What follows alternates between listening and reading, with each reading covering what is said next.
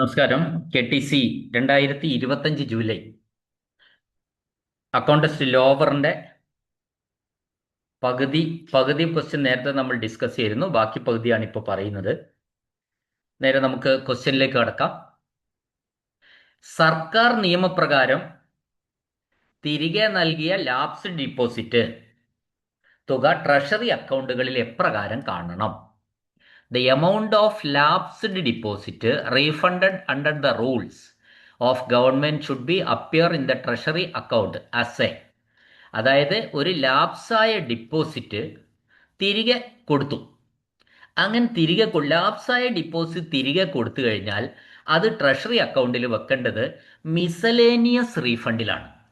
എന്താണ് miscellaneous refund? അല്ലെങ്കിൽ മലയാളത്തിൽ പല വക റീഫണ്ട് എന്ന് പറയാം. ഇത് നിരവധി തവണ ചോദിച്ച ചോദ്യമാണ്. ഒരു ലാപ്സായ ഡിപ്പോസിറ്റ് തുക തിരികെ കൊടുക്കുമ്പോൾ അത് ട്രഷറി അക്കൗണ്ടുകളിൽ എന്തായിട്ടാണ് കാണിക്കേണ്ടത്? അത് കാണിക്കേണ്ടത് മിസലേനിയസ് റീഫണ്ട് ആയിട്ടാണ്. ഓക്കെ, അടുത്ത ചോദ്യം. ട്രഷറി ബാലൻസുകളിൽ മിച്ചമോ കമ്മിയോ കണ്ടെത്തിയ ഏതെങ്കിലും തുക സാഹചര്യം അനുസരിച്ച് റെസീറ്റിന്റെയോ പേയ്മെന്റ് ഭാഗത്തെയോ ഡേ ബുക്കിൽ അപ്രകാരം എഴുതണം, രേഖപ്പെടുത്തണം. അപ്പോൾ ഒരു ട്രഷറി ബാലൻസിൽ മിച്ചമാണോ കമ്മിയാണോ ഏതെങ്കിലും തുക ഉണ്ടെങ്കിൽ, അല്ലെങ്കിൽ ഒരു ഡെഫിസിറ്റോ അല്ലെങ്കിൽ സർപ്ലസോ ആണല്ലോ മിച്ചവും കമ്മി കണ്ടെത്തിയാൽ അത് തുക ഡേ ബുക്കിൽ രേഖപ്പെടുത്തണം. ഡേ ബുക്കിൽ ഒന്നുകിൽ റെസീറ്റിന്റെ ഭാഗത്തോ പേയ്മെന്റ് ഭാഗത്തോ, അത് ഏതാണ്, സർപ്ലസ് ആണോ അല്ല ഡെഫിസിറ്റ് ആണോ എന്നതിനനുസരിച്ച് ഡേ ബുക്കിന്റെ റെസീറ്റ് ഭാഗത്തോ പേയ്മെന്റ് ഭാഗത്തോ രേഖപ്പെടുത്തണം. ഇത് ശരിയാണോ എന്ന ചോദ്യം. ശരിയാണ് എന്നാണ് ഉത്തരം. അടുത്ത ചോദ്യം. ഒരു നിക്ഷേപം മറ്റൊരു അക്കൗണ്ടിലേക്ക് മാറ്റി ക്രമീകരിക്കുമ്പോൾ അത് കൈമാറ്റം ചെയ്യപ്പെടുന്ന അക്കൗണ്ട് ഹെഡ്, ട്രഷറി അക്കൗണ്ടിൽ ഉൾപ്പെടുത്തിയിരിക്കുന്ന ഇനം എന്നിവ ഏതിൽ രേഖപ്പെടുത്തണം? അതിൽ ഏത് രജിസ്റ്ററുകളിൽ രേഖപ്പെടുത്തണമെന്നാണ് ചോദ്യം. അപ്പം നമുക്കതൊന്ന് വിശദീകരിച്ച് പറഞ്ഞാൽ, ഈ ട്രഷറി നിക്ഷേപങ്ങളുമായിട്ട് ബന്ധപ്പെട്ട കണക്കുകൾ സൂക്ഷിക്കുമ്പോൾ ഒരു അക്കൗണ്ടിലുള്ള തുക മറ്റൊരു അക്കൗണ്ടിലേക്ക് മാറ്റുമ്പോൾ, അത് മാറ്റുക എന്ന് പറഞ്ഞാൽ അഡ്ജസ്റ്റ്മെന്റ് ബൈ ട്രാൻസ്ഫർ, അത് രേഖപ്പെടുത്തുന്നത് രണ്ട് ഭാഗങ്ങളിലായിട്ടാണ്. ട്രഷറിയിലെ നിക്ഷേപങ്ങളുമായിട്ട് ബന്ധപ്പെട്ട കണക്കുകൾ സൂക്ഷിക്കുമ്പോൾ ഒരു അക്കൗണ്ടിലുള്ള തുക മറ്റൊരു അക്കൗണ്ടിലേക്ക് മാറ്റുമ്പോൾ അത് രേഖപ്പെടുത്തുന്നത് രണ്ട് ഭാഗങ്ങളിലായിട്ടാണ്. ഒന്നാമത്തെ ഭാഗം രജിസ്റ്റർ ഓഫ് റെസീറ്റിൽ. അവിടെ രജിസ്റ്റർ ഓഫ് റെസീറ്റിൽ എന്ത് രേഖപ്പെടുത്തണം?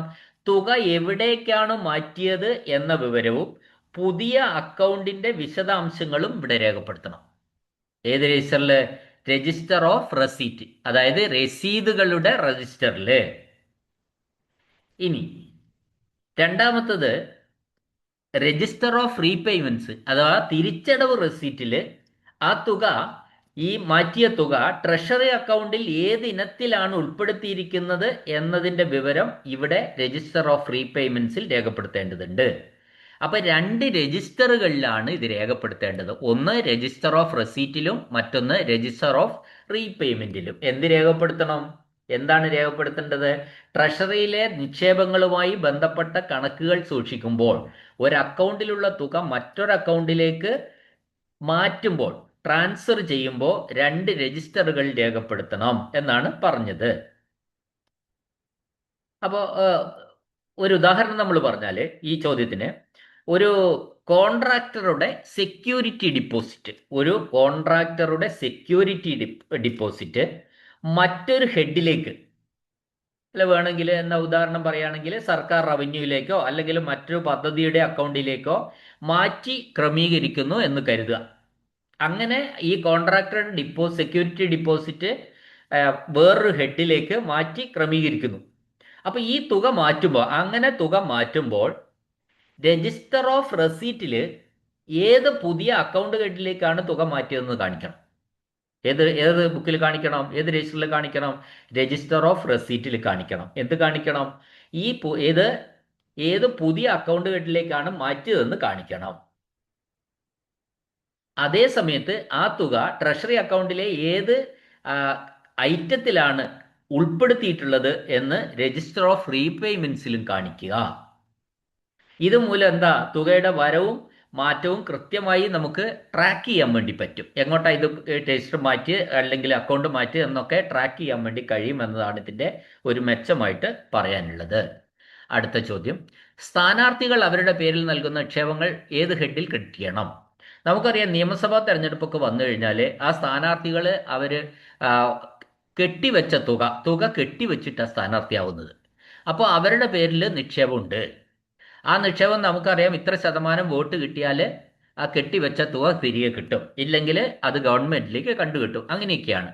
അങ്ങനെ സ്ഥാനാർത്ഥികൾ അവരുടെ പേരിൽ നൽകുന്ന നിക്ഷേപങ്ങൾ ഏത് ഹെഡിലാണ് ക്രെഡിറ്റ് ചെയ്യേണ്ടതെന്ന ചോദ്യം.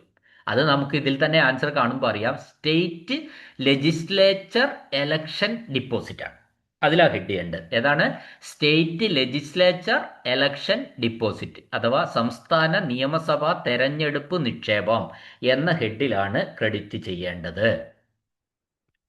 അടുത്ത ചോദ്യം, guard files are issued by dash of police. Guard files are issued by dash of police. അത് സൂപ്രണ്ടാണ്. ഗാർഡ് ഫയൽസ് ഇഷ്യൂ ചെയ്യുന്നത് സൂപ്രണ്ട് ഓഫ് പോലീസ് ആണ്.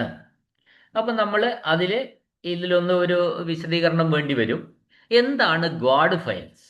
ഗാർഡ് ഫയൽ എന്ന് പറഞ്ഞാൽ ഓഫീസ് ഭരണ സംവിധാനങ്ങളിലും ട്രഷറി സർക്കാർ നടപടിക്രമങ്ങളിലും ഒക്കെ പ്രധാനപ്പെട്ട ഉത്തരവുകൾ, സർക്കുലറുകൾ, നിർദ്ദേശങ്ങൾ അല്ലെങ്കിൽ നോമിനേഷൻസുകൾ എന്നിവ പെട്ടെന്ന് പരിശോധിക്കുന്നതിനായി ഒരു ക്രോണോളജിക്കൽ ഓർഡറിൽ ക്രമീകരിച്ച് സൂക്ഷിച്ചിരിക്കുന്ന ഫയലുകളെയാണ് ഗാർഡ് ഫയലുകൾ എന്ന് വിളിക്കുന്നത്. പോലീസ് വകുപ്പിലും ട്രഷറി സംവിധാനങ്ങളിലും ജില്ലാ തലത്തിൽ ഇത്തരം ഔദ്യോഗിക ഗാർഡ് ഫയലുകൾ സൂക്ഷിക്കുന്നതും നൽകുന്നതും ഡിസ്ട്രിക്ട് പോലീസ് സൂപ്രണ്ടാണ്. അതായത് ജില്ലാ പോലീസ് മേധാവി സൂപ്രണ്ട് ഓഫ് പോലീസാണ്. അതുകൊണ്ടാണ് ഈ ഉത്തരം വന്നിട്ടുള്ളത്. ഗാർഡ് ഫയൽ എന്ന് പറയുന്നത് മനസ്സിലായിട്ടുണ്ടാവും എന്ന് വിചാരിക്കും. റിപ്പീറ്റ് ചെയ്യണ്ടല്ലോ. ഓക്കെ, അടുത്ത ചോദ്യം,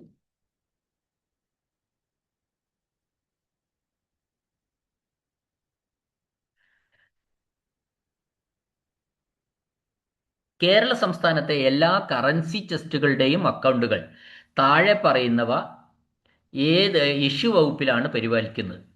the accounts of all currency chest in the state of Kerala are maintained at the issue department of the. നമ്മൾ കറൻസി ചെസ്റ്റ് എന്ന് കേൾക്കുമ്പോൾ തന്നെ അത് പരിപാലിക്കുന്ന ആരാ? റിസർവ് ബാങ്ക് ഓഫ് ഇന്ത്യ ആണ്, അല്ലേ? അപ്പം നമ്മൾ കറൻസി ചെസ്റ്റുകളൊക്കെ പരിപാലിക്കുന്നത് ശരിക്കും റിസർവ് ബാങ്ക് ഓഫ് ഇന്ത്യ. ഒരു വാക്കുകൂടി പറയണം, മദ്രാസാണ്. Chennai or Madras. Reserve bank of India Madras ആണ് നമ്മളുടെ കറൻസി ചെസ്റ്റുകൾ മെയിൻറ്റെയിൻ ചെയ്യുന്നത്.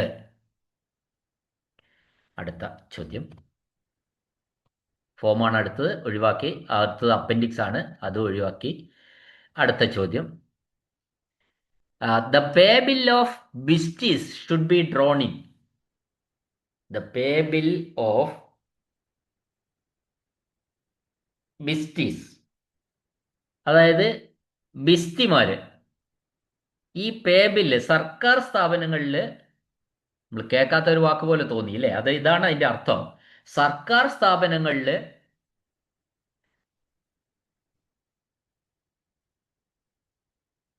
താൽക്കാലികമായോ ദിവസവേതനാടിസ്ഥാനത്തിലോ ജോലിയെടുക്കുന്നവർ, അത് വെള്ളം നനയ്ക്കുന്നവര് പോലെയുള്ള ബിസ്തിമാര് പോലെയുള്ള കാറ്റഗറി ജീവനക്കാരുടെ വേതനം സാധാരണ റെഗുലർ പേ ബില്ലുകൾക്ക് പകരം കണ്ടിൻജന്റ് ബില്ലുകൾ വഴിയാണ് മാറുന്നത്.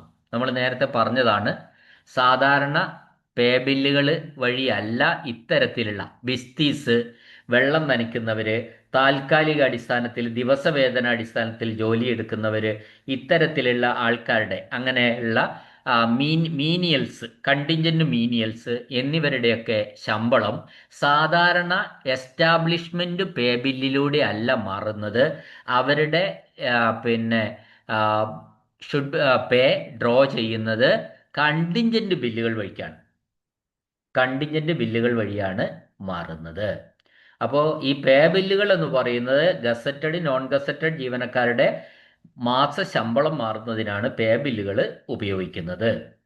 അപ്പോൾ കണ്ടിൻജന്റ് ബില്ലുകൾ എന്ന് പറയുമ്പോൾ അതിൽ ഓഫീസിന്റെ നടത്തിപ്പിനായിട്ടുള്ള ചെലവുകൾക്കും, അതായത് കണ്ടിൻജന്റ് എക്സ്പെൻസർ, കൂടാതെ അടിയന്തര സ്വഭാവത്തിലുള്ളതോ താൽക്കാലിക ജോലികൾക്കായി നിയോഗിക്കപ്പെടുന്ന ജീവനക്കാരുടെ പിന്നെ വേതനങ്ങൾ നൽകുന്നതിനൊക്കെ ആശ്രയിക്കുന്നത് ഈ കണ്ടിൻജന്റ് ബില്ലുകളെയാണ്.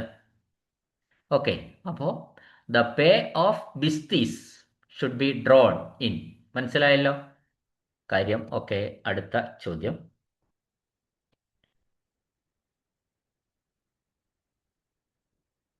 യഥാർത്ഥ ട്രഷറികളിൽ സുരക്ഷിതമായി സൂക്ഷിക്കുന്നതിനായി നിക്ഷേപിക്കുന്നതും എന്നാൽ നിക്ഷേപ തീയതി മുതൽ ഇത്ര വർഷത്തിൽ കൂടുതൽ ക്ലെയിം ചെയ്യപ്പെടാതെ കിടക്കുന്നതുമായ വസ്തുക്കളുടെ കാര്യത്തിൽ ജില്ലാ ട്രഷറി ഓഫീസർ നിക്ഷേപകന്റെ പേരും വിലാസവും വ്യക്തമാക്കി കേരള ഗസറ്റിൽ ഒരു വിജ്ഞാപനം പ്രസിദ്ധീകരിക്കേണ്ടതാണെന്ന്. ട്രഷറിയിൽ സൂക്ഷിക്കാൻ വേണ്ടി കൊടുത്ത ഒരു സുരക്ഷിതമായി നിക്ഷേപിക്കാൻ കൊടുത്തിരിക്കുന്ന ഒരു സംഭവം, ഒരു വസ്തു എന്തോ ആവട്ടെ, അത് നിക്ഷേപ തീയതി മുതൽ ഇത്ര കൊല്ലം കഴിഞ്ഞാൽ ഈ ജില്ലാ ട്രഷറി ഓഫീസർ എന്ത് ചെയ്യണം? കേരള ഗസറ്റിൽ ഒരു വിജ്ഞാപനം പുറപ്പെടുവിക്കണം, നിക്ഷേപിച്ച ആളുടെ പേരും ടെസ്റ്റ് തീയതിയൊക്കെ വെച്ചിട്ട്. അത് എത്ര വർഷം കഴിഞ്ഞാലാ? 25 വർഷം കഴിഞ്ഞാലാ ചെയ്യേണ്ടത്. 25 വർഷത്തിൽ കൂടുതൽ അയാൾ വരികയോ ഈ വസ്തു ക്ലെയിം ചെയ്യുകയോ ഒന്നും ചെയ്തിട്ടില്ലെങ്കിലാണ് അങ്ങനെ ചെയ്യേണ്ടത്, കേരള ഗസറ്റിൽ പബ്ലിഷ് ചെയ്യേണ്ടത്. അടുത്ത ചോദ്യം. സ്റ്റേറ്റ് ബാങ്ക് ഓഫ് ഇന്ത്യയുടെ ശാഖയിലെ ഏജന്റ് ഇടയ്ക്കിടെ എത്ര കാലത്തിൽ കുറയാത്ത ഇടവേളകളിൽ ട്രഷറിയിൽ ഇരട്ടപ്പൂട്ടുകൾക്ക് കീഴിലുള്ള സീൽ ചെയ്ത പാക്കറ്റിന്റെ സാന്നിധ്യം പരിശോധിക്കുകയും അതിന്റെ സീലുകൾ കേടുകൂടാതെ ഇരിക്കുകയാണെന്ന് സ്വയം ബോധ്യപ്പെടുകയും ചെയ്യേണ്ടതുണ്ട്. സ്റ്റേറ്റ് ബാങ്ക് ഓഫ് ഇന്ത്യയുടെ ഒരു ഏജന്റ് 6 മാസം എന്നാണ് ആൻസർ. 6 മാസത്തിൽ കുറയാത്ത ഇടവേളകളിൽ എന്ത് ചെയ്യണം? ട്രഷറിയിൽ ഇരട്ടപ്പൂട്ടുകൾക്ക് കീഴിലുള്ള സീൽ ചെയ്ത പാക്കറ്റിന്റെ സാന്നിധ്യം പരിശോധിച്ച് അതിലെ സീലുകളൊക്കെ കേടുകൂടാതെ ഇരിക്കുന്നെന്ന് ഉറപ്പുവരുത്തണം. അപ്പോൾ ഈ ട്രഷറിയിൽ സൂക്ഷിച്ചിരിക്കുന്ന വിലപിടിപ്പുള്ള വസ്തുക്കൾ, സുപ്രധാന രേഖകൾ അല്ലെങ്കിൽ നിക്ഷേപങ്ങൾ എന്നിവ സുരക്ഷിതമായി സൂക്ഷിക്കാൻ ഡബിൾ ലോക്ക് സംവിധാനത്തിലാണ് സൂക്ഷിച്ചിട്ടുണ്ടാവുക. ഇതിൽ ട്രഷറി ഓഫീസറുടെ പൂട്ടും ഇങ്ങനെ സൂക്ഷിച്ചിരിക്കുന്ന രേഖയിൽ 2 പേരുടെ പൂട്ടുണ്ടാവും. ട്രഷറി ഓഫീസറുടെ ബാങ്കിന്റെ ഡോക്യുമെന്റ്സ് ആയിരിക്കും ഉണ്ടാവുക. അപ്പോൾ അതിൽ ഈ ഡബിൾ ലോക്കിൽ ഒന്ന് ട്രഷറി ഓഫീസറും മറ്റൊന്ന് സ്റ്റേറ്റ് ബാങ്ക് ഓഫ് ഇന്ത്യയുടെ ഏജന്റിന്റെ പൂട്ട് ഉപയോഗിച്ചാൽ ഇത് തുറക്കുക. 2 പേരും കൂടെ പൂട്ടിയിട്ടുണ്ടാവും. അപ്പോൾ സർക്കാർ നിയമങ്ങളും ചട്ടങ്ങളും അനുസരിച്ച് ബാങ്ക് ഏജന്റ് അല്ലെങ്കിൽ പ്രതിനിധി ഈ ഡബിൾ ലോക്കിൽ സൂക്ഷിച്ചിരിക്കുന്ന സീൽ ചെയ്ത പാക്കറ്റ് കൃത്യമായ ഇടവേളകളിൽ പരിശോധിക്കണം. അത് പറഞ്ഞിരിക്കുന്നത് 6 മാസത്തിൽ ഒരിക്കൽ പരിശോധിക്കണമെന്നാണ്. ഇപ്പോൾ ഞാനത് വേണമെങ്കിൽ ഒരു ഉദാഹരണം കൂടി കൂട്ടി പറയാം. അതായത് നമുക്ക് പറയാം, ഒരു ജില്ലാ ട്രഷറിയിൽ സുപ്രധാനമായ സെക്യൂരിറ്റി ബോണ്ടുകളോ അല്ലെങ്കിൽ വിലപിടിപ്പുള്ള ആധാരങ്ങളോ സ്റ്റേറ്റ് ബാങ്ക് വാങ്ങിയതാണ്, അത് ഒരു കവറിൽ സീൽ ചെയ്ത് ഡബിൾ ലോക്കിൽ വെച്ചിരിക്കുന്നു എന്ന് കരുതുക. അപ്പോൾ ഈ ലോക്ക് തുറക്കാനും പരിശോധിക്കാനും ട്രഷറി ഓഫീസർക്ക് ഒറ്റയ്ക്ക് പറ്റില്ല. മറിച്ച് SBIയിൽ നിന്നുള്ള ഏജന്റും അല്ലെങ്കിൽ SBI അധികാരപ്പെടുത്തിയ ഒരു ഉദ്യോഗസ്ഥനും ഒപ്പം ഈ ട്രഷറി ഓഫീസർ ഉണ്ടെങ്കിൽ മാത്രമേ തുറന്നു നോക്കാൻ പറ്റുള്ളൂ. അപ്പോൾ ചട്ടം അനുസരിച്ച് ബാങ്ക് ഏജന്റ് ഈ സീൽ ചെയ്ത പാക്കറ്റ് അവിടെ സുരക്ഷിതമായി ഇരിപ്പുണ്ടെന്നും അതിൻ്റെ സീലുകൾക്ക് യാതൊരു കേടുപാട് പറ്റിയിട്ടില്ലെന്നും ഉറപ്പുവരുത്താൻ 6 മാസത്തിൽ ഒരിക്കൽ നേരിട്ട് വന്ന് ഈ ട്രഷറിയിൽ വന്ന് ഇത് തുറന്ന് നേരിട്ട് വന്ന് പരിശോധിച്ച് ബോധ്യപ്പെടേണ്ടതുണ്ട്. അതാണ് ഇവിടെ ഉത്തരം. 6 മാസത്തിൽ ഒരിക്കലാണ് ഇത് പരിശോധിക്കേണ്ട ഈ രീതിയിൽ. അടുത്ത ചോദ്യം. താഴെ പറയുന്ന ഏത് വകുപ്പുമായി ബന്ധപ്പെട്ട സർക്കാരിനെതിരായി അവകാശമാകാതെ എല്ലാ അംഗീകൃത ചെലവുകൾക്കും ട്രഷറിയിൽ നിന്ന് ചെക്കുകൾ എടുക്കാൻ അധികാരമുള്ള ബന്ധപ്പെട്ട സർക്കാർ ജീവനക്കാർക്ക് സമർപ്പിക്കണം? ഓക്കെ, അപ്പോൾ ശ്രദ്ധിക്കേണ്ട ഒരു കാര്യം, ഈ ചോദ്യം എല്ലാ തവണയും ചോദിക്കുന്ന ചോദ്യമാണ്. അതായത് ഇതിൻ്റെ ചുരുക്കി ഒറ്റവാക്കിൽ എന്ന് ഞാൻ പറയാം. അതായത് ഏതൊക്കെ വകുപ്പുകൾക്കാണ് ട്രഷറിയിൽ ശമ്പളമായാലും മറ്റ് ചെലവുകൾക്കൊക്കെ ചെക്ക് മുഖാന്തരം പണം എടുക്കാൻ അനുവദിച്ചിട്ടുള്ള വകുപ്പുകൾ ഏതൊക്കെയാണ്? അതിന് ശമ്പള ബില്ലൊന്നും അവർക്ക് സമർപ്പിക്കണ്ട. അവർക്ക് ചെക്ക് മൂലം അവരുടെ ആവശ്യങ്ങൾക്കുള്ള ചെലവിനുള്ള പൈസ വേണേൽ എടുക്കാം, അവരുടെ ശമ്പളം കൊടുക്കാനുള്ള പൈസയൊക്കെ ഈ 3 വകുപ്പുകൾക്കാണ് പ്രധാനമായിട്ടുള്ളത്. അത് ബൈഹാർട്ടായിരിക്കണം. 1 വനം വകുപ്പിന്, 2 പൊതുമരാമത്ത് വകുപ്പിന്, 3 പൊതുജനാരോഗ്യ എഞ്ചിനീയറിംഗ് വകുപ്പിന്.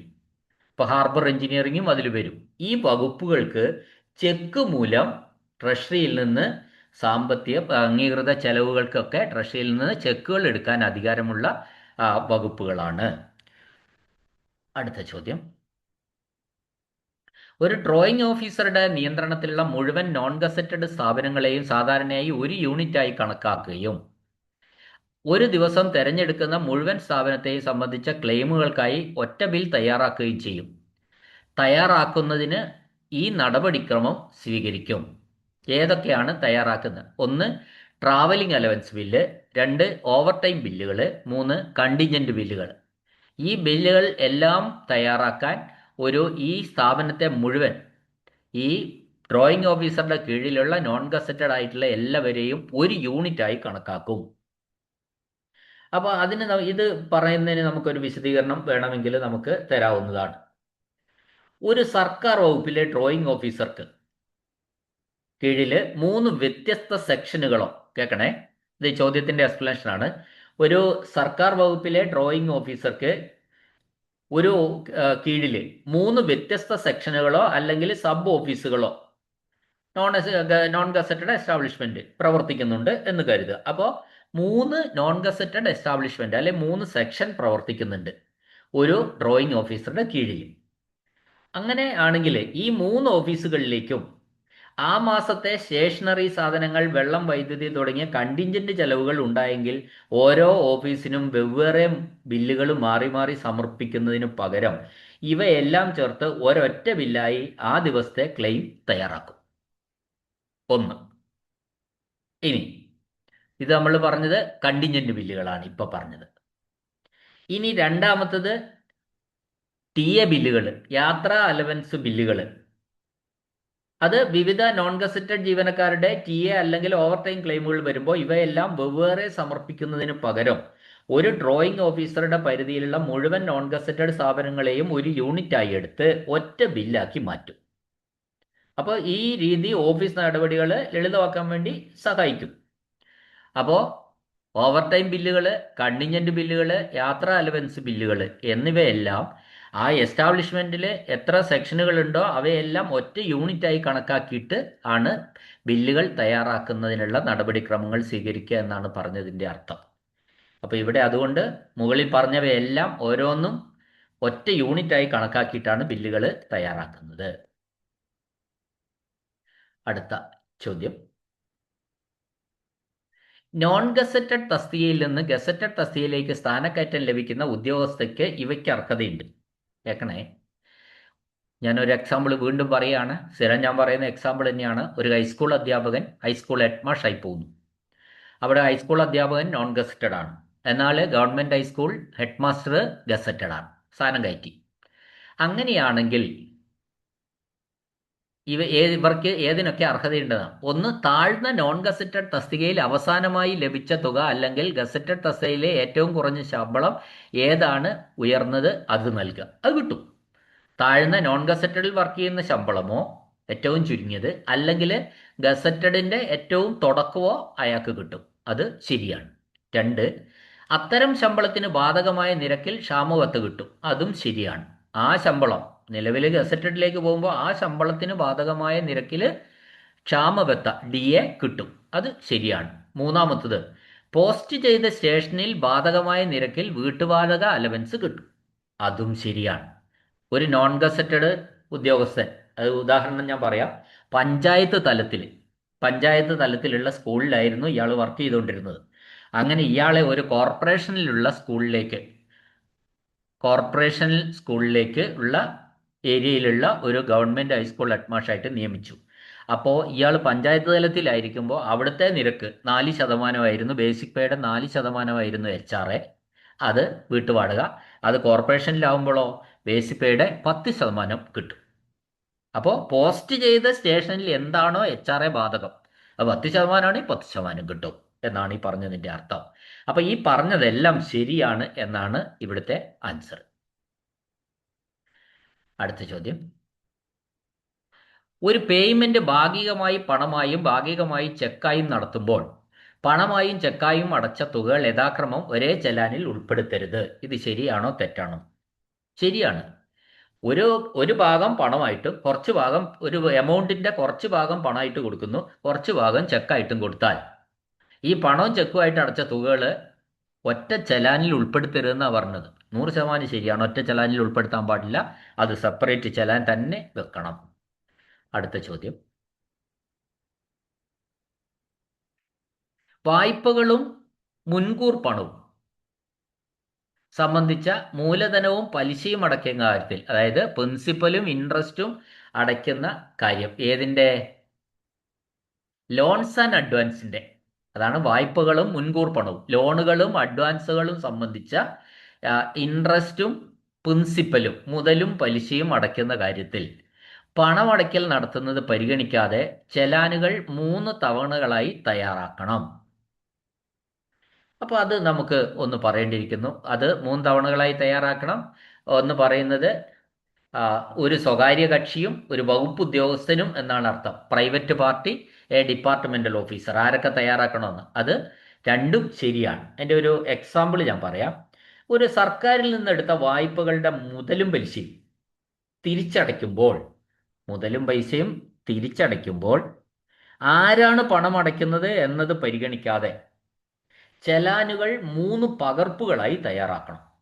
ആരാണ് പണം അടയ്ക്കുന്നതെന്ന് നോക്കാതെ ചെലാനുകൾ 3 പകർപ്പുകളായി തയ്യാറാക്കണം. ഇതിൽ താഴെ പറയുന്ന 2 വിഭാഗക്കാരും ഉൾപ്പെടും. ഒന്ന്, സ്വകാര്യ കക്ഷി, പ്രൈവറ്റ് പാർട്ടി.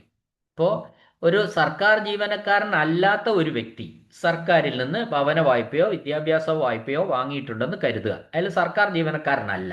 അപ്പോൾ അയാൾ ഒരു പ്രൈവറ്റ് പാർട്ടിയാണ്. ആ വായ്പ തിരിച്ചടയ്ക്കാനോ പലിശ അടയ്ക്കാനോ നേരിട്ട് ട്രഷറിയിൽ പണം അടയ്ക്കുമ്പോൾ ചെലാൻ 3 കോപ്പികളായിട്ട്, അതായത് ട്രിപ്ലിക്കേറ്റിൽ ചെലാൻ തയ്യാറാക്കണം. ഒന്ന്.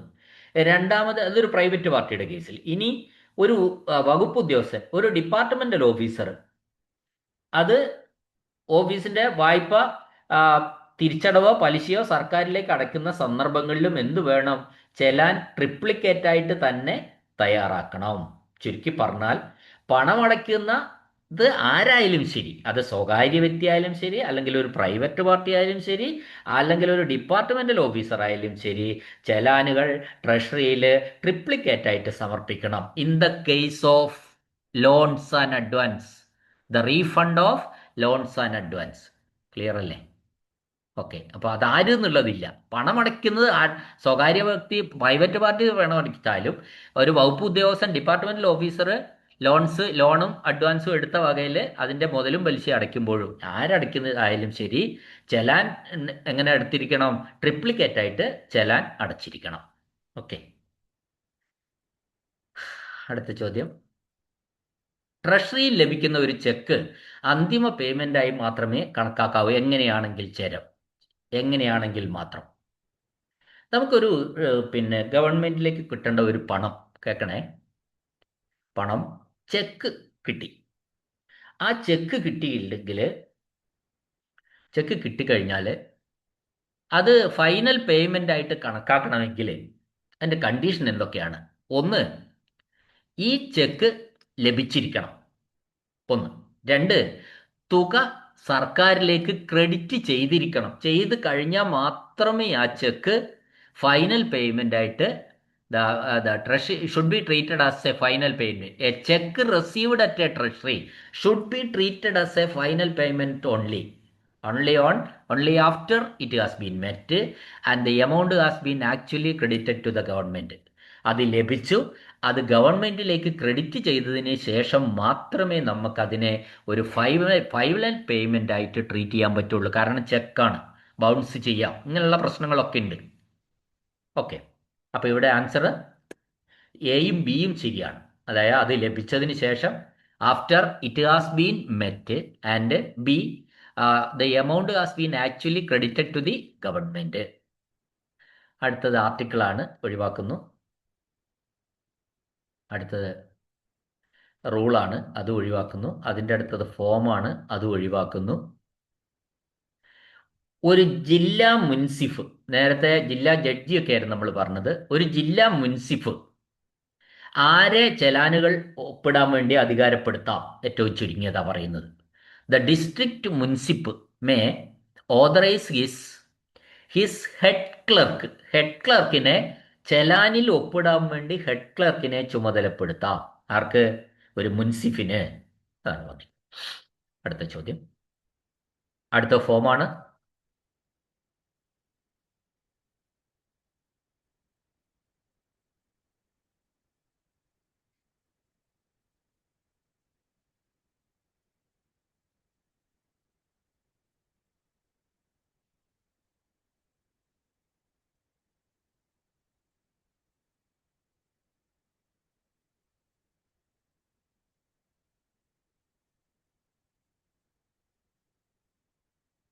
അടുത്ത ചോദ്യം,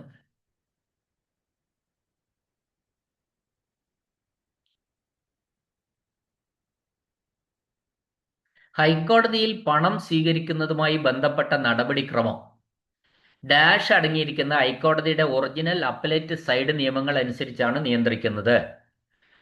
ഹൈക്കോടതിയിൽ പണം സ്വീകരിക്കുന്നതുമായിട്ടുള്ള നടപടിക്രമം സിവിൽ പ്രാക്ടീസ് നിയമങ്ങൾ എന്ന അതിലടങ്ങിയിരിക്കുന്ന ഹൈക്കോടതിയുടെ ഒറിജിനൽ അപ്പലേറ്റ് സൈഡ് നിയമങ്ങൾ അനുസരിച്ചാണ് നിയന്ത്രിക്കുന്നത്. അതിൻ്റെ ആൻസർ സിവിൽ പ്രാക്ടീസ് നിയമങ്ങൾ എന്നാണ്. ഈ ചോദ്യം ഇതിനു മുമ്പും വന്നിട്ടുണ്ട്.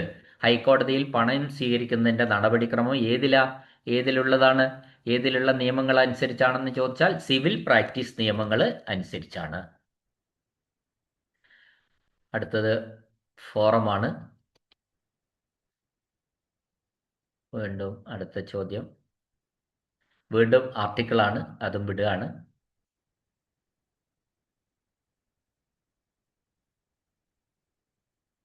അടുത്ത ചോദ്യം, ഓരോ തവണയും ചീഫ് ഫോറസ്റ്റിന്റെ കാര്യമാണ് പറയുന്നത്. ചീഫ് കൺസർവേറ്ററുടെ പ്രത്യേക അനുമതിയില്ലാതെ ഒരു ഡിവിഷണൽ ഫോറസ്റ്റ് ഓഫീസർ തന്റെ പ്രതിമാസ ക്ലോസിംഗ് ക്യാഷ് ബാലൻസ് വ്യക്തിപരമായി പരിശോധിക്കായി തുടർച്ചയായി എത്ര മാസത്തിൽ കൂടുതൽ പോകാൻ അനുവദിക്കരുതെന്ന?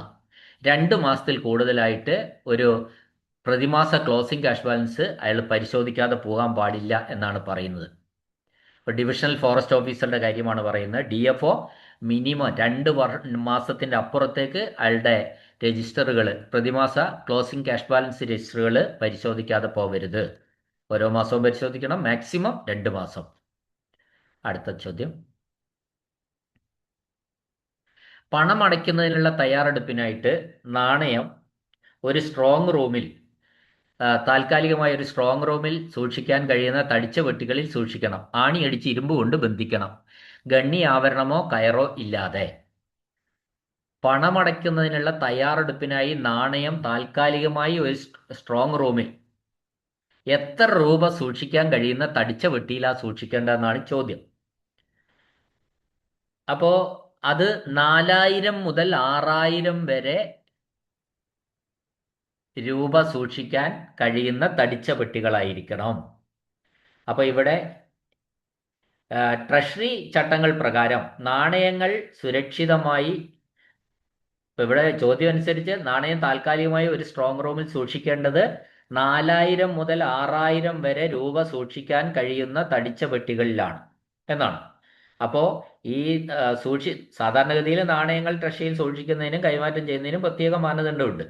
ഈ പെട്ടിയുടെ സവിശേഷത എന്താണെന്ന് വെച്ചാൽ പെട്ടി ആണി അടിച്ച് ഇരുമ്പ് കൊണ്ട് ബന്ധിച്ചതായിരിക്കണം. ഗണ്ണി ആഭരണമോ കയറോ ഉണ്ടാവാൻ പാടില്ല. ഇല്ലാത്ത തടിപ്പെട്ടികളാണ് സൂക്ഷിക്കുന്നത്. ഓരോ പെട്ടിയിലും 4000 മുതൽ 6000 രൂപ വരെ നാണയങ്ങൾ ഉൾക്കൊള്ളാൻ ശേഷി ഉണ്ടായിരിക്കണം. അപ്പം അതിന് നമ്മൾ വേറെ ഉദാഹരണമൊക്കെ ഒന്നും പറയണോ? പറഞ്ഞാൽ നമുക്ക് ഒരു ട്രഷറിയിൽ നിന്ന് ഒരു വലിയ തുകയ്ക്കുള്ള നാണയ റെമിറ്റൻസ് തയ്യാറാക്കുമ്പോൾ അധികമുള്ള നാണയങ്ങൾ ഈ അളവിലുള്ള, അതായത് 4000 രൂപ മുതൽ 6000 രൂപ വരെ കൊള്ളുന്ന പെട്ടികളിലാക്കി സ്ട്രോങ് റൂമിൽ സുരക്ഷിതമായി താൽക്കാലികമായിട്ട് സൂക്ഷിക്കുകയാണ് ചെയ്യുന്നത്. അപ്പോൾ ഒരു പെട്ടിയുടെ കപ്പാസിറ്റി ഇതായിരിക്കണം. അതാണ് ഇവിടുത്തെ ചോദ്യം. 4000 മുതൽ 6000 രൂപ വരെ നാണയങ്ങൾ ഉൾക്കൊള്ളാൻ കഴിയുന്ന തടിച്ച പെട്ടികളിൽ ഇരുമ്പ് കൊണ്ട് ആണി അടിച്ച് ബന്ധിക്കണം. അതിൽ ഗണ്ണി ആവരണോ കയറോ ഒന്നും പാടില്ല.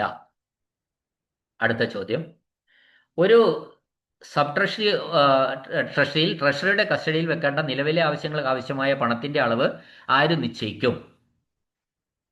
അത്തരം പണം ട്രഷറർ സ്ട്രോങ് റൂമിൽ ഒറ്റപ്പോട്ടിൽ സൂക്ഷിക്കണം. ട്രഷററുടെ കസ്റ്റഡിയിൽ വെക്കേണ്ട പണത്തിന്റെ അളവ് ആരാ നിശ്ചയിക്കുന്നത്? അത് ജില്ലാ ട്രഷറി ഓഫീസറാണ്. ഒരു ട്രഷററാണ് പണം കൈകാര്യം ചെയ്യുന്നത്. ആ ട്രഷററുടെ കസ്റ്റഡിയിൽ വെക്കേണ്ട നിലവിലെ ആവശ്യങ്ങൾക്ക് ആവശ്യമായ പണത്തിന്റെ അളവ് നിശ്ചയിക്കുന്നത് ജില്ലാ ട്രഷറി ഓഫീസറാണ്. അടുത്ത ചോദ്യം വേണ്ടാത്തതാണ്, നമ്മൾ വിടുന്നു.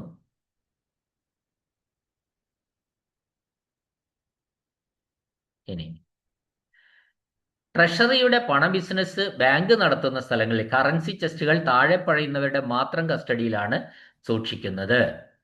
കറൻസി ചെസ്റ്റ്, ട്രഷറിയുടെ പണം ഇടപാട് ബാങ്ക് നടത്തുന്ന സ്ഥലങ്ങളിലെ കറൻസി ചെസ്റ്റുകൾ ആരാ സൂക്ഷിക്കുന്നത്? ബാങ്കാ സൂക്ഷിക്കുന്നത്. കറൻസി ചെസ്റ്റുകൾ ബാങ്കാണ് സൂക്ഷിക്കുന്നത്. അതായത് ട്രഷറിയുടെ പണമിടപാട് ബാങ്ക് നടത്തുന്ന സ്ഥലങ്ങളിലെ കറൻസി ചെസ്റ്റ് സൂക്ഷിക്കുന്നത് ബാങ്കാണ്.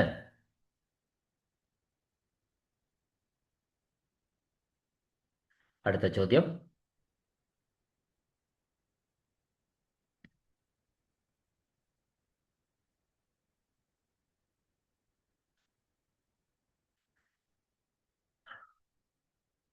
ഒരു കറൻസി ചെസ്റ്റ് ബുക്ക് ഉപയോഗം അവസാനിച്ചതിന് ശേഷം എത്ര സാമ്പത്തിക വർഷത്തേക്ക് സൂക്ഷിക്കണം? കറൻസി ചെസ്റ്റ് ബുക്ക് 3 സാമ്പത്തിക വർഷത്തേക്കാണ് സൂക്ഷിക്കേണ്ടത്. അടുത്ത ചോദ്യം. ഡാഷ് പ്രകാരം പുറപ്പെടുവിച്ച സ്റ്റാമ്പുകളുടെ നിർമ്മാണം, കസ്റ്റഡി, വിതരണം, വിൽപ്പന എന്നിവയെക്കുറിച്ചുള്ള വിശദമായ നിയമങ്ങൾ ഏതിലൊക്കെയുള്ള നിയമങ്ങളാണ് പാലിക്കേണ്ടത്? സ്റ്റാമ്പുകളെ പറ്റിയ. അപ്പൊ നമ്മൾ കേരള സ്റ്റാമ്പ് ആക്റ്റും ഇന്ത്യൻ സ്റ്റാമ്പ് ആക്റ്റും പ്രകാരം ഉള്ളതാണ്, ആ നിയമങ്ങളാണ് പാലിക്കേണ്ടത്. കേരള സ്റ്റാമ്പ് ആക്റ്റും ഇന്ത്യൻ സ്റ്റാമ്പ് ആക്റ്റും. അടുത്ത ചോദ്യം, അത് വേണ്ട, ഡിലീറ്റഡ് ആണ്. 56. ട്രഷറികളിൽ സുരക്ഷിതമായി സൂക്ഷിക്കുന്നതിനായി നിക്ഷേപിച്ചിരിക്കുന്ന വസ്തുക്കൾ നിശ്ചിത കാലയളവിനുള്ളിൽ തിരികെ അവകാശപ്പെടാൻ ഒരു അവകാശവാദിയും മുന്നോട്ട് വന്നില്ലെങ്കിൽ ജില്ലാ ട്രഷറി ഓഫീസർ അഡീഷണൽ ജില്ലാ മജിസ്ട്രേറ്റിന്റെ ജില്ലാ കളക്ടറേറ്റ്, അതായത് ജില്ലാ കളക്ടറുടെ അഡീഷണൽ ജില്ലാ മജിസ്ട്രേറ്റ് ജില്ലാ കളക്ടറാണ് സാന്നിധ്യത്തിൽ പാക്കറ്റുകൾ തുറന്ന് പാക്കറ്റിന്റെ ഉള്ളടക്കത്തിന്റെ ഒരു ഡാഷ് തയ്യാറാക്കേണ്ടത്. ഉള്ളടക്കത്തിന്റെ മഹസർ തയ്യാറാക്കേണ്ടതാണ്. മഹസർ അറിയാലോ, അത് ഞാൻ വിശദീകരിക്കേണ്ട ആവശ്യമില്ലല്ലോ. എന്താ ചോദ്യം? ഒരു ട്രഷറിയിൽ സുരക്ഷിതമായി സൂക്ഷിക്കാൻ വേണ്ടി, അപ്പോൾ ഈ മഹസർ എന്ന് പറഞ്ഞാൽ എന്താ? ഒരു സംഭവ സ്ഥലത്ത് തെളിവെടുപ്പിലോ എന്തൊക്കെ കണ്ടു, എന്തൊക്കെ പിടിച്ചെടുത്തു എന്ന് സാക്ഷികളുടെ സാന്നിധ്യത്തിൽ തയ്യാറാക്കുന്ന റിപ്പോർട്ടാണ് മഹസർ റിപ്പോർട്ട് എന്ന് പറയുന്നത്. അതുപോലെ ട്രഷറികളിൽ സുരക്ഷിതമായി സൂക്ഷിക്കുന്നതിനായി നിക്ഷേപിച്ചിരിക്കുന്ന വസ്തുക്കള് നിശ്ചിത കാലയളവിനുള്ളിൽ തിരികെ അവകാശപ്പെടാൻ അവകാശിയും വന്നില്ലെങ്കിൽ ജില്ലാ ട്രഷറി ഓഫീസർ കളക്ടറുടെ പേഴ്സണൽ അസിസ്റ്റന്റിന്റെ സാന്നിധ്യത്തിൽ പാക്കറ്റുകൾ തുറന്ന് പാക്കറ്റിന്റെ ഉള്ളടക്കത്തിന്റെ ഒരു എന്ത് തയ്യാറാക്കണമെന്ന ചോദ്യം? മഹസർ തയ്യാറാക്കണം. ആൻസർ. അടുത്ത ചെല്ല്. ഒരു ബില്ലോ മറ്റ് രേഖയോ വൗച്ചറായി മാറുന്നത്, ഇത് നിരവധി തവണ വന്നതാണ്. ഒറ്റ വാചകം നിങ്ങൾ പഠിച്ചു വെച്ചാൽ മതി. ഒരു ബില്ലർ വൗച്ചർ ആകണം. ഒരു ബില്ല് വൗച്ചറായി മാറുന്നത് എപ്പോഴാ? അതിൽ പെയ്ഡ് എന്ന് പറയുന്ന സീൽ അടിക്കുമ്പോഴാണ്. പെയ്ഡ് എന്ന് പറയുന്ന സീൽ വെറുതെ അടിക്കുമോ? ഇല്ല. ആ പണം കൊടുത്തു കഴിഞ്ഞാൽ ആ പെയ്ഡ് എന്ന് അടിക്കുക. അപ്പോൾ ഒരു ബില്ലില് പെയ്ഡ് എന്ന സീല് അടിക്കുക, അല്ലെങ്കിൽ ബില്ലിലെ ക്യാഷ് ബില്ലിലെ എമൗണ്ട് പെയ്ഡ് ആയി കഴിഞ്ഞാൽ ആ ബില്ല് എന്തായി മാറി? വൗച്ചറായി മാറി. അതുകൊണ്ട് ഇവിടെ answer, a bill or other document becomes a voucher when it is only receipted and stamped. എന്താ റെസീറ്റഡ് ആൻഡ് സ്റ്റാമ്പ്ഡ്? എങ്ങനെയായിരിക്കണം? പെയ്ഡ്, അടച്ചു എന്ന സ്റ്റാമ്പ്ഡ് എന്ന് പറഞ്ഞാൽ സീല് വെച്ചു എന്നാണ്. പെയ്ഡ് സീല് വെക്കുമ്പോൾ അത് വൗച്ചറായി മാറും. അടുത്ത ചോദ്യം.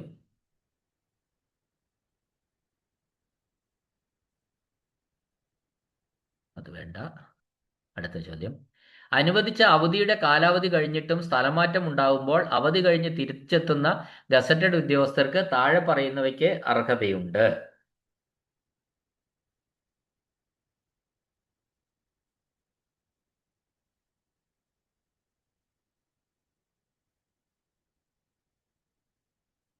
എന്താ പറഞ്ഞിരിക്കുന്നത്? അനുവദിച്ച അവധിയുടെ കാലാവധി കഴിഞ്ഞിട്ടും.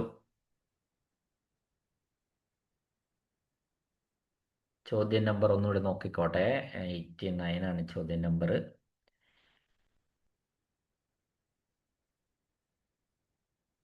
ചോദ്യം നമ്പർ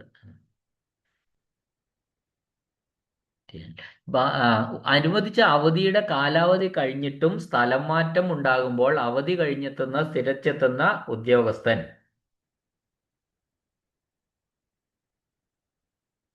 ഗസറ്റഡ് ഉദ്യോഗ താഴെ പറയുന്നവയിൽ എന്തിനൊക്കെ അർഹതയുണ്ടാവുന്ന ചോദ്യം. ബാധകമായ ശമ്പള നിരക്കും ക്ഷാമബത്തയും അവധിയിൽ പ്രവേശിക്കുന്നതിന് മുമ്പ് ലഭിക്കുന്നത് തന്നെയായിരിക്കും. അതായിരിക്കും. ഉദ്യോഗസ്ഥനെ സ്ഥലം മാറ്റുന്ന ശേഷന് ബാധകമായ നിരക്കലായിരിക്കും വീട്ടുവാടക അലവൻസ്. നോക്കണേ, ഇതിന്റെ ഒരു എക്സ്പ്ലനേഷൻ ഞാൻ പറയട്ടെ. അതായത് ഒരു ഗസറ്റഡ് ഓഫീസർ സ്ഥലം മാറ്റി, അയാൾ അവധിയിലായിരുന്നു. അവധി കഴിഞ്ഞെത്തുമ്പോൾ അയാൾക്ക് ട്രാൻസ്ഫർ ആയിരുന്നു. അപ്പോൾ അവധി കഴിഞ്ഞെത്തുമ്പോൾ അയാൾ ട്രാൻസ്ഫർ ആയി കഴിഞ്ഞാൽ അയാൾക്ക് എന്തൊക്കെ ആനുകൂല്യം ഉണ്ടാവുമെന്നാണ് ചോദ്യം. താഴെ പറയുന്ന ഏതിനൊക്കെ അർഹതയുണ്ടെന്ന്. അതായത് ഈ ട്രാൻസ്ഫർ ആകുന്നതിന് അയാൾ അവധിയിൽ പ്രവേശിക്കുന്നതിന് മുമ്പ് അയാൾക്ക് ഉണ്ടാകുന്ന ബേസിക് പേ എത്രയാണോ അതിന്റെ ക്ഷാമബത്ത എത്രയാണോ അത് വാങ്ങാൻ അർഹതയുണ്ടായിരിക്കും. ഒന്ന്. രണ്ടാമത്, ഈ സ്ഥലം മാറ്റുന്ന സ്റ്റേഷന് എങ്ങോട്ടാണോ സ്ഥലം മാറ്റിയത് ആ സ്റ്റേഷനിൽ കിട്ടുന്ന HR അയാൾ അർഹനാണ്. ഇത് രണ്ടും ശരിയാണ്. HR പഴയ സ്ഥലത്തെ ആയിരിക്കില്ല. പുതിയ സ്റ്റേഷനിലേക്ക് ട്രാൻസ്ഫർ ആയി വരുന്ന പുതിയ സ്റ്റേഷനിൽ ബാധകമായ HR നിരക്കായിരിക്കും. നമുക്കറിയാം, ഇപ്പൊ HR പഞ്ചായത്ത് തലം, മുനിസിപ്പൽ തലം, ജില്ലാ മുനിസിപ്പൽ തലം, കോർപ്പറേഷൻ തലം 4% വരുന്നത്. പഞ്ചായത്ത് തലത്തിലെ സ്ഥാപനമെങ്കിൽ 4%, മുനിസിപ്പൽ ഏരിയയിലാണെങ്കിൽ 6%, ജില്ലാ ആസ്ഥാനമായിട്ടുള്ള മുനിസിപ്പൽ ഏരിയയിലാണെങ്കിൽ 8%, കോർപ്പറേഷനിലാണെങ്കിൽ 10%. ഇങ്ങനെയാണ് HR നിരക്ക്. അപ്പോൾ ട്രാൻസ്ഫറായി വരുന്നത് ഏത് സ്ഥലത്തേക്കാണോ അവിടെ ബാധകമായ HR അയാൾക്ക് കിട്ടും. മാത്രമല്ല, അയാൾ ട്രാൻസ്ഫറിന് മുമ്പ് എന്ത് ബേസിക് പേയും DA ആയിരുന്നു അയാൾക്ക് കിട്ടിയിട്ടുണ്ട്, അതും ലഭിക്കുന്നതാണ്. ഓക്കെ, അടുത്ത ഫോമാണ് വിട്ട്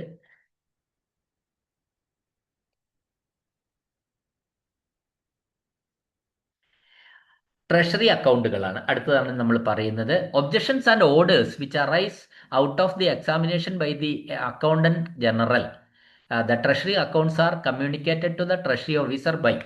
അതായത് ഒരു പരിശോധനയിൽ അക്കൗണ്ടന്റ് ജനറൽ ഒരു പരിശോധന നടത്തി കഴിയുമ്പോൾ ആ പരിശോധനയിൽ ഉണ്ടാവുന്ന ഒബ്ജക്ഷൻസും ഉത്തരവുകളും എതിർപ്പുകൾ, അതായത് എതിർപ്പും ഉത്തരവും ഒബ്ജക്ഷൻ ട്രഷറി ഓഫീസറെ അറിയിക്കണം. ഇത്തരം കാര്യങ്ങളിൽ താങ്കളുടെ നടപടികളിൽ രീതികളിൽ ഇന്ന ഒബ്ജക്ഷൻസ് ഉണ്ട് എന്ന കാര്യം അതിൽ ഉത്തരവായിട്ട് ട്രഷറി ഓഫീസറെ അറിയിക്കണം. അത് ഏത് രീതിയിൽ അറിയിക്കാന്ന്? അത് കത്തുകൾ രീതിയിൽ അറിയിക്കും, ഓഡിറ്റ് മെമ്മോറാണ്ടമായിട്ട് അറിയിക്കും, പിന്നെ പീരിയോഡിക്കൽ ഒബ്ജക്ഷൻ സ്റ്റേറ്റ്മെന്റ്സ് ആയിട്ട് അറിയിക്കും.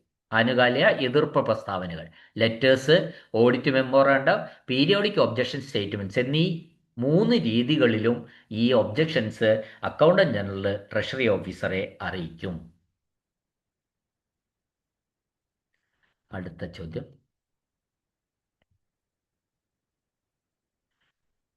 ഒരു ഒബ്ജക്ഷൻ സ്റ്റേറ്റ്മെന്റിലൂടെ അല്ലെങ്കിൽ ഒരു സ്ലിപ്പ് വഴിയോ റിക്കവറി നടത്താനുള്ള ഏതെങ്കിലും ഒരു ഉത്തരവ് ലഭിച്ചാൽ, നടത്താൻ ഒരു ഉത്തരവ് ലഭിച്ചാൽ നമ്മൾ ആദ്യം ചെയ്യേണ്ടത് എന്താ? അത് റിക്കവറി രജിസ്റ്ററിൽ ഒരു എൻട്രി നടത്തണം. നമ്മൾ സ്ഥാപനങ്ങളിലൊക്കെ തന്നെ റിക്കവറി രജിസ്റ്റർ ഉണ്ടാവും. എല്ലാ സ്ഥാപനങ്ങളിലും ഉണ്ടാവും, ഇൻക്ലൂഡിങ് ട്രഷറിയിലും. ആ എവിടെയാണോ റിക്കവറി, അവിടെ ആ റിക്കവറി രജിസ്റ്റർ ഉണ്ടാവും. ആ റിക്കവറി രജിസ്റ്ററിൽ ആദ്യമായിട്ട് ഒരു എൻട്രി നടത്തുക എന്നുള്ളതാണ് ഫസ്റ്റ് സ്റ്റെപ്പ്. അപ്പോൾ റിക്കവറി നടത്താനുള്ള ഉത്തരവ് ലഭിച്ചാൽ ഉടൻ ചെയ്യേണ്ട കാര്യം റിക്കവറി രജിസ്റ്ററിൽ ഒരു എൻട്രി നടത്തുക എന്നുള്ളതാണ്. അടുത്തത് ആർട്ടിക്കിളാണ്, പറയുന്നില്ല. അടുത്ത ചോദ്യം.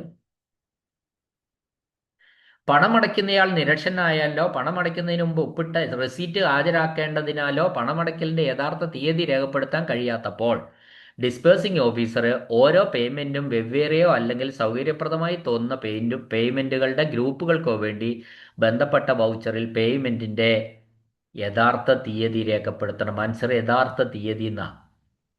ഈ പണം അടയ്ക്കുന്നയാള്, അപ്പോൾ അതിൽ നമ്മളൊരു എക്സ്പ്ലനേഷൻ വേണ്ടി വരും. ചോദ്യം ഇതാണ് പറഞ്ഞത്.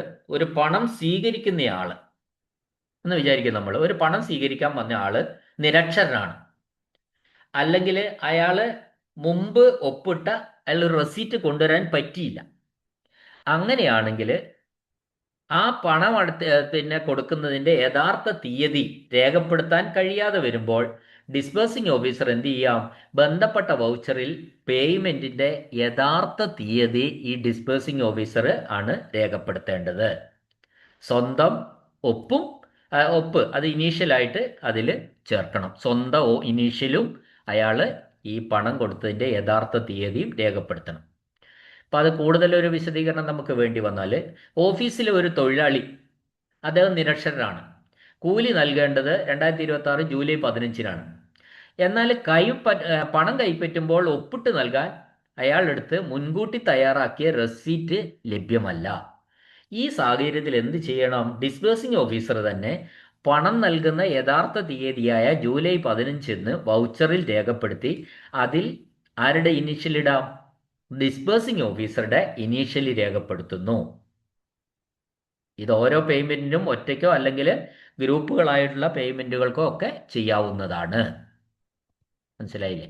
ഒരു പാരഗ്രാഫ് ഉണ്ട് ഈ ചോദ്യം, അതൊന്ന് റെഡിയായി മനസ്സിലാക്കി വരണതിലുള്ള പാട് വലുതാണ്. അടുത്ത ചോദ്യം,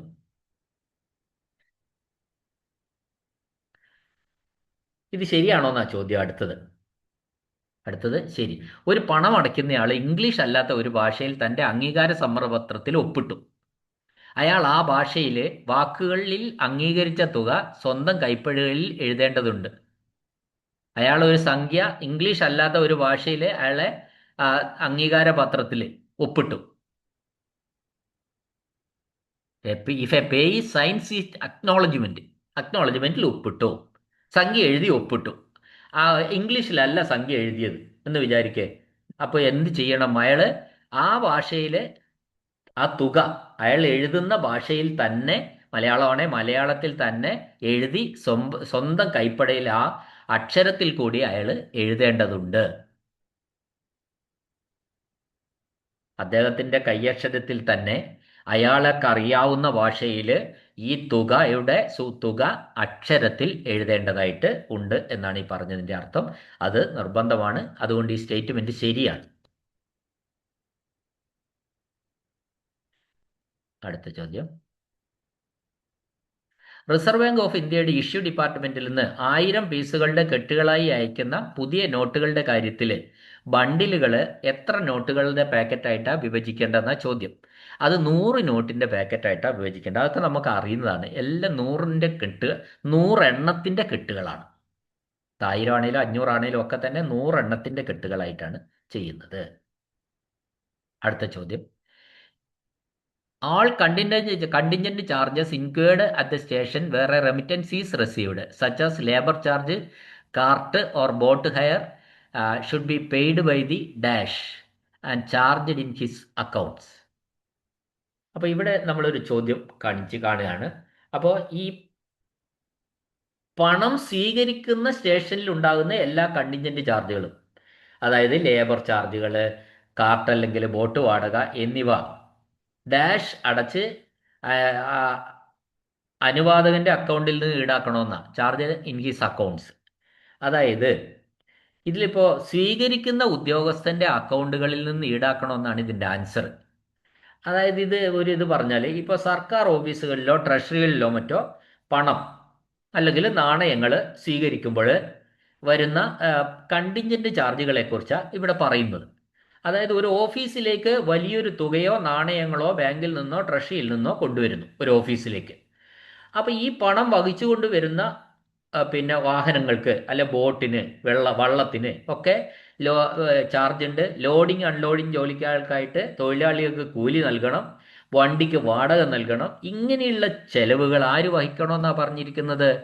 ഇത് റിസീവിങ് ഓഫീസറാണ് വഹിക്കേണ്ടത്. അതാണ് അവിടുത്തെ ആൻസർ. ഇത് പണം സ്വീകരിക്കുന്ന ഉദ്യോഗസ്ഥരാണ് ഇതുമായി ബന്ധപ്പെട്ട കണ്ടിൻജന്റ് ചാർജുകൾ വഹിക്കേണ്ടത്. ആരാണ്?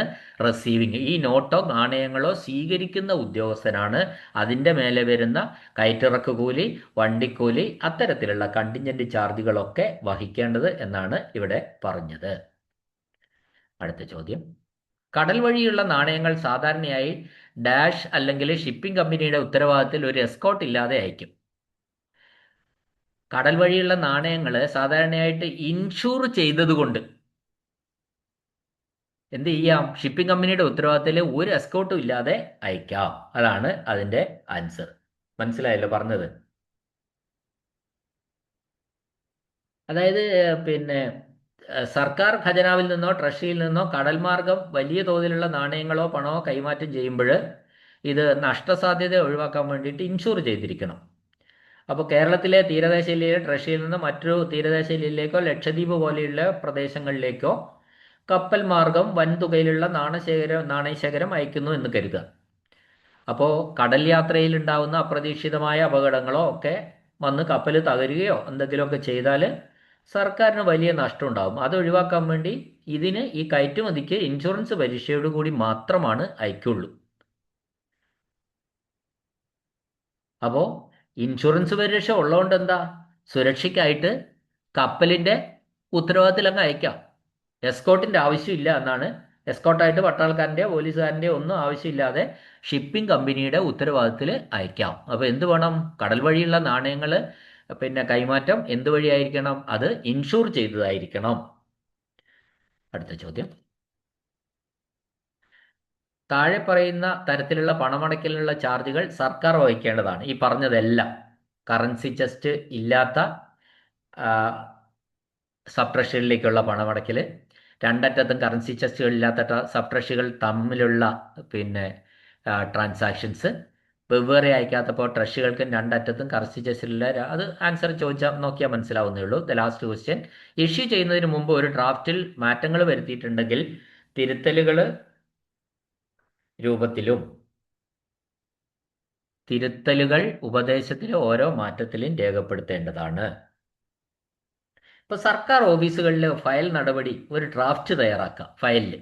ഫയലുകളിൽ വെക്കുന്ന ഒരു ഡ്രാഫ്റ്റ് തയ്യാറാക്കുമ്പോൾ DD അല്ല കേട്ടോ, ഒരു പ്രധാന നിയമമാണ്. എന്താണ് ഡ്രാഫ്റ്റ്? ഒരു ഉത്തരവോ കത്തോ ഔദ്യോഗികമായി പുറത്തിറക്കുന്നതിന് മുമ്പ് തയ്യാറാക്കുന്ന കരട് രൂപത്തിനാണ് നമ്മൾ ഡ്രാഫ്റ്റ് എന്ന് പറയുന്നത്. ഈ ഡ്രാഫ്റ്റ് അന്തിമമായിട്ട് അംഗീകരിച്ച് ഇഷ്യൂ ചെയ്യുന്നതിന് മുമ്പ് അതിൽ വല്ല തിരുത്തലുകളോ മാറ്റങ്ങളോ വരുത്തിയിട്ടുണ്ടെങ്കിൽ ആ തിരുത്തലുകൾ ഒറിജിനൽ ഫയലിലെ നോട്ട്സിലോ അല്ലെങ്കിൽ ബന്ധപ്പെട്ട അഡ്വൈസിലെ ഓരോ മാറ്റത്തിലും വ്യക്തമായി രേഖപ്പെടുത്തിയിരിക്കണം. അല്ലെങ്കിൽ ഒരിടത്ത് മാത്രം മാറ്റം വന്നാൽ ബുദ്ധിമുട്ടാണ്. ഈ പ്രസ്താവന ശരിയാണോ എന്നാ ചോദ്യം. ആ പ്രസ്താവന ശരിയാണ്. അപ്പോൾ ഇഷ്യൂ ചെയ്യുന്നതിന് മുമ്പ് ഒരു ഡ്രാഫ്റ്റിൽ മാറ്റങ്ങൾ വരുത്തിയിട്ടുണ്ടെങ്കിൽ തിരുത്തലുകൾ എവിടെ? ഡ്രാഫ്റ്റിൻ്റെ കരണ്ടിലും പിന്നെ ഡ്രാഫ്റ്റ് തയ്യാറാക്കുന്ന നോട്ട്സിലും ഒക്കെ ആ മാറ്റങ്ങൾ രേഖപ്പെടുത്തേണ്ടതാണ് എന്നാണ് ഇവിടെ പറഞ്ഞ ഉത്തരം. ഓക്കെ, ഇത്തിരി നീണ്ടുപോയി ക്ലാസ് കേട്ട. ഞാൻ അവസാനം അതുകൊണ്ടാണ് 2-3 സ്പീഡിൽ പറഞ്ഞത്. കേട്ട എല്ലാവർക്കും നന്ദി, നമസ്കാരം.